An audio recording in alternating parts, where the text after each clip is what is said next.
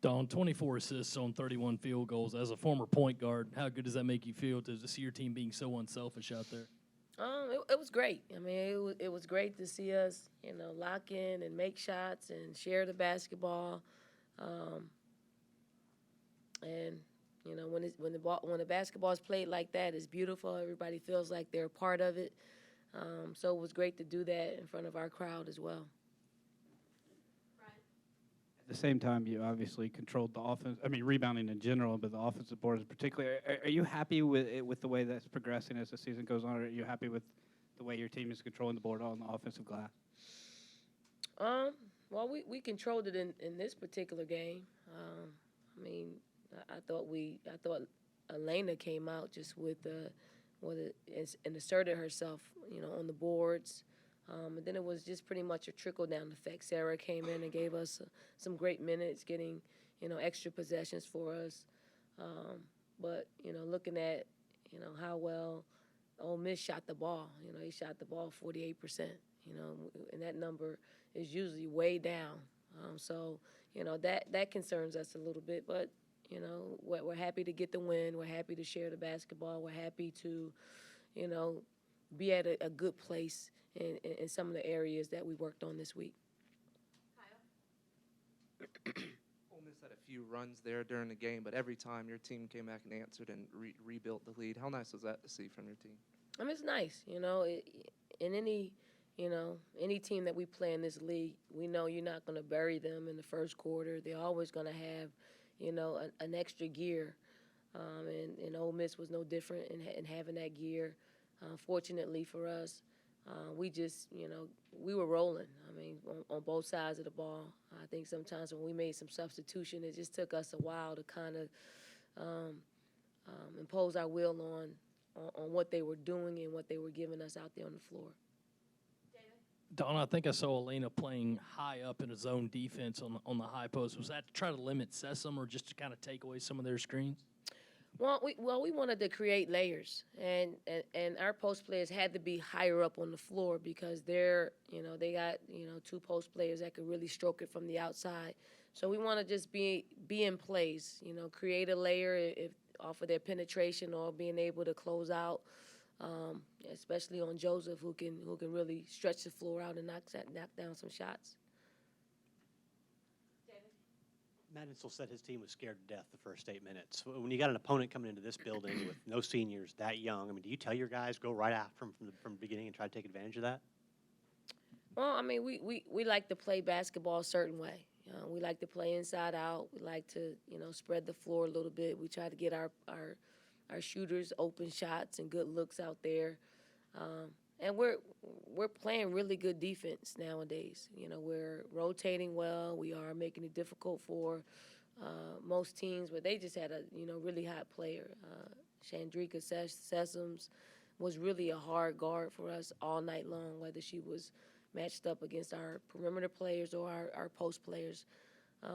But I like the mentality of our team, and I like the fact that Khadijah Sessions kind of quarterbacked it. She was playing at a different gear, seeing the floor, pushing the ball down the court. And when your point guard plays well, when both of them, Bianca gave us some great minutes too. When they play well, we play well overall as a team. With that, Don, you guys got a lot of turnovers early, turned them into points. How much do you think that helped really set the tone of what you guys wanted to do? We got a lot of energy from defending, turning them over, and converting in transition. A big part of our game that we've been working on, and I was glad to see the effects of it because a lot of times you don't really see it in games, but this particular game, I thought we got out in transition and scored some easy buckets. We shared the ball found who should shoot it, and when it did, we got wide open shots.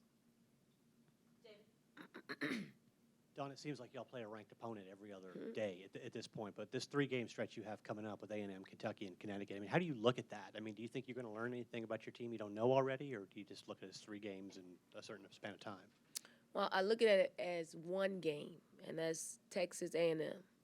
Really, really important game for us for a lot of reasons. The standings, when you get down to the, end of February, tiebreakers, all of those things, play a part in our psyche. So the more distance that we can put between us and the next team in the SEC, will be great because we want to win this league again. A lot of programs have, only 2 programs I think have won it 3 years in a row, and we want to be a part of that number because we feel like we got the players, we got the experience to do so. So that's one of our goals. Your opinion of Eli, Dawn? Eli, huh? Eli?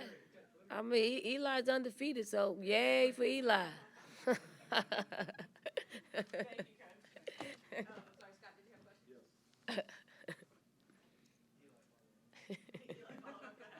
going to follow up a question on the 3-game stretch. I saw on Twitter you did a video, I think, for the students promoting the UConn game. Obviously, the national ramifications of that game are huge. The hype of that game was going to probably begin the moment your game against Kentucky ends. Can as a coach, how do you guard against your players not thinking even remotely about that game with the UConn game and not about putting that focus totally on Texas A&M? Can you even afford yourself the luxury even thinking about the UConn game at this point since it's about 10 days out? The coaches are, for sure. Our players are a in-the-moment type of, team. They only think about what's in front of them, the opponent that's in front of them. Do they watch TV? Do they hear, people talk about the matchup? Absolutely. I'm hoping they're watching it, but they're going to keep things in perspective. That is Texas A&M. This is a huge game for us. I don't know if,